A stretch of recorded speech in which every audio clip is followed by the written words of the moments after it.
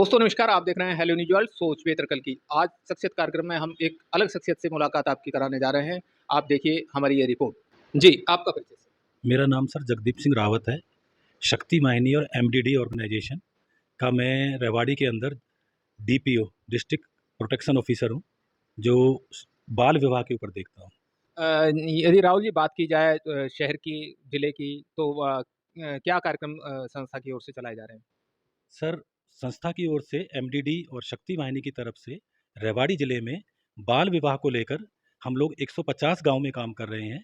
150 गांव के अंदर प्रशासन के साथ मिलकर 150 गांव के अंदर आंगनवाड़ी वर्कर, स्कूल, सरपंच और जो 150 गांव की आम पब्लिक है, उनके साथ हम जा जाकर एक जागरूक प्रोग्राम कर रहे हैं, जिसके तहत बताते हैं कि बाल विवाह एक सामाजिक बुराई है और इसमें सामाजिक बुराई होने के साथ-साथ एक कानूनी अपराध है, जिसके तहत अगर आप बाल विवाह करते हैं, तो बाल विवाह में सामाजिक को देखते हुए तो सबसे बड़ी बात है कि जब छोटी बच्ची की शादी होगी, तो उसका शरीर खराब होता है, आने वाली जनरेशन खराब होती है, बच्चे कमज़ोर पैदा होते हैं। जब बच्चे कमज़ोर पैदा होते हैं, तो आपका खर्चा बढ़ता है, हॉस्पिटल होता है। उसके तहत ये सब बताते हुए, ये सब करते हुए हम लोग बताते हैं कि कानून के दायरे में भी अगर देखा जाए, तो 18 साल से बच्ची लड़की की उम्र 18 साल और लड़के की उम्र 21 साल में अगर आप शादी करते हैं, उससे पहले शादी करते हैं, तो ये कानूनी अपराध है। कानूनी अपराध के तहत अगर कानूनी अपराध के को देखते हुए अगर शादी में छोटी बच्ची की शादी हो रही है और उसके अंदर जैसे हमारे जो शादी को अरेंज करते हैं, बैंड वाला, टेंट वाला, नाई, बिचौलिया, रिश्तेदार, लड़की की तरफ से रिश्तेदार, लड़कों की तरफ से रिश्तेदार, ये सारे अपराधी हैं और इनको 1 लाख रुपए जुर्माना और 2 साल तक की सज़ा हो सकती है। इसी के तहत हम सब देखते हुए गाँव-गाँव में जो हमारे स्टाफ हैं, वो जाते हैं।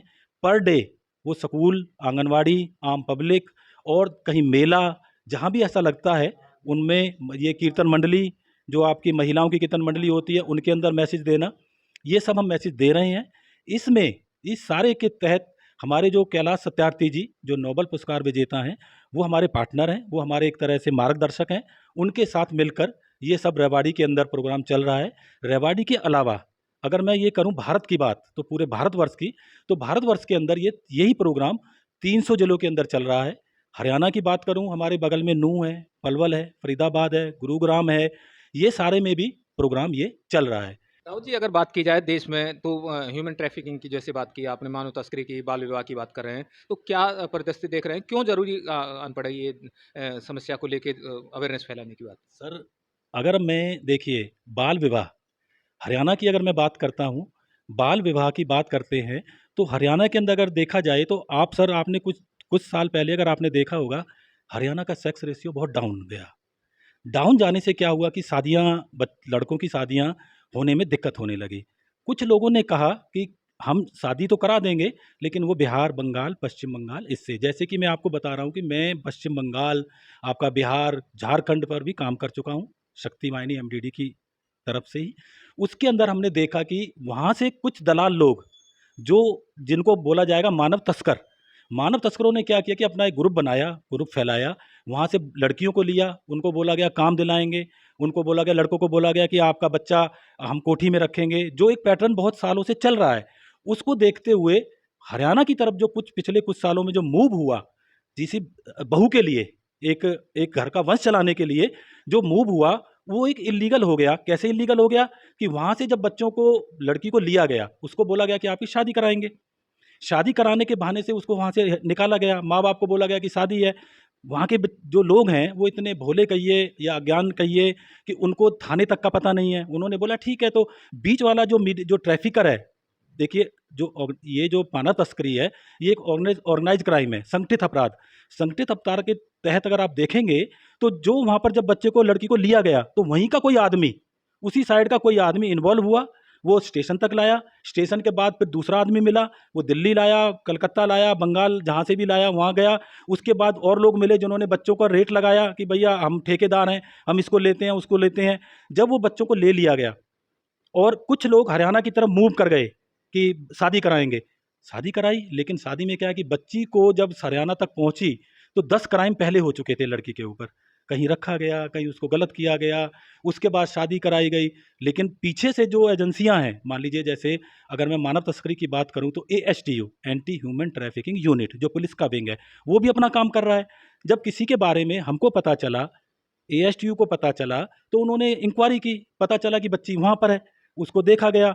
जो हरियाणा का जो आदमी जो बच्ची को वहाँ, जो उस लड़की को वहाँ रखे हुए है, उसे नहीं मालूम है कि पीछे इतना क्राइम हुआ है। उससे जब बात करते हैं जाके तो बोलता है कि मैंने तो भाई लड़की को पैसा दिया है इतना। वो बेचारा ये भी नहीं समझ पा रहा है कि खरीदना भी एक अपराध है। इस समस्याओं को जब लिया गया और देखा गया मानव तस्करी पर, तो हरियाणा की अगर बात करें तो इस तरह का, बड़े बड़े शहरों की आप बात करें तो सर आप खुद देखते हैं किस ढाबे पर नहीं है, कहीं बड़ी बड़ी जो मकान है, बड़ी बड़ी सोसाइटी, उनमें कहाँ पर काम करने लड़की नहीं आ रही है, कई बार परमानेंट भी रह रही हैं, जिनकी एज भी कम है। आए दिन हम लोग एज ए शक्ति वाहिनी एमडीडी के तहत हम लोग रेस्क्यू भी करते हैं, बच्चे रेस्क्यू भी किए, आए दिन नई नई कहानियां निकलती हैं।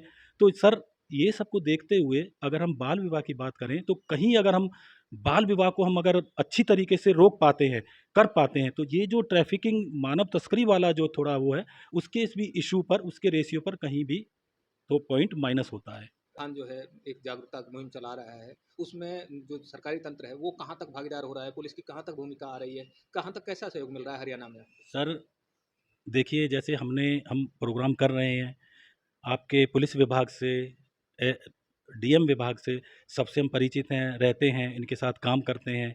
हमने इस प्रोग्राम के तहत एक छोटा सा एक अपना लेटर लेकर उनको दिया। डीएम साहब ने बड़े प्यार से बोला कि ठीक है, आप अच्छा काम कर रहे हैं, किस किस डिपार्टमेंट की ज़रूरत पड़ेगी। मैंने बोला सर मुझे किसी डिपार्टमेंट को तंग नहीं करना है, मुझे उनका कोई आदमी नहीं चाहिए। इतना कीजिए कि जो मेरे जागरूक प्रोग्राम है जहाँ पर मैं कर रहा हूँ, जैसे आंगनवाड़ी है, आंगनवाड़ी ऑलरेडी अपने गाँव में बैठ के अपना काम कर रही है, महिलाएं उसके पास आ रही हैं। वो जो महिलाएं आ रहे हैं, हमने बोला कि हम उनसे मिलें, उनको बिठाएं, उनको करें। जैसे स्कूल है, स्कूल ऑलरेडी चल रहा है, उन्होंने बोला कि स्कूल डिस्टर्ब, मैंने बोला सर जो प्रेयर टाइम होता है, जब प्रार्थना हो रही है स्कूल की, तो वहाँ पर हम बच्चों से, तो उन्होंने बोला ओके। तो प्रशासन का हमें बहुत साथ मिल रहा है, प्रशासन के साथ हम मिलके काम कर रहे हैं, प्रोग्राम कर रहे हैं एक जागरूकता के लिए। कि जैसे ये आपका ये बैंड है, ये बैंड ये बैंड हम एक बैंड है, ये बैंड हम सीनियर ऑफिसर डीएम, एसपी, इन ऑफिसर के पास कुछ बच्चियों को लेके जा रहे हैं, उनको ये बैंड बांध रहे हैं और उनको बता रहे हैं कि सर ये बाल विवाह से रिलेटेड ये प्रोग्राम है, आपके राज्य में चल रहा है, जो वो जान ही रहे हैं। इससे क्या होता है कि एक रेपो बिल्ट होता है। इसके अलावा यही बच्चियों को लेकर, इन बच्चियों को लेकर हम लोग प्रशासन में सब जगह जा रहे हैं, सबसे बात कर रहे हैं, उनको बैंड बांध रहे हैं, मार्केट में कैंडल लाइट कर रहे हैं।